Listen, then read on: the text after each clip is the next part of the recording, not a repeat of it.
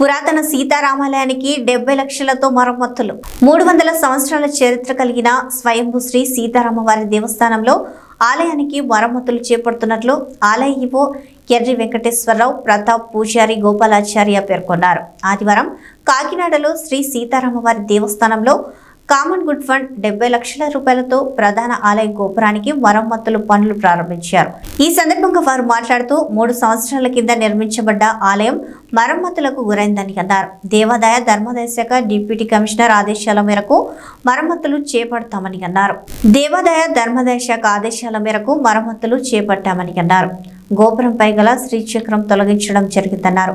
గోపురం మరమ్మతుల అనంతరం వీటిని అమర్చడం జరుగుతుందని తెలిపారు.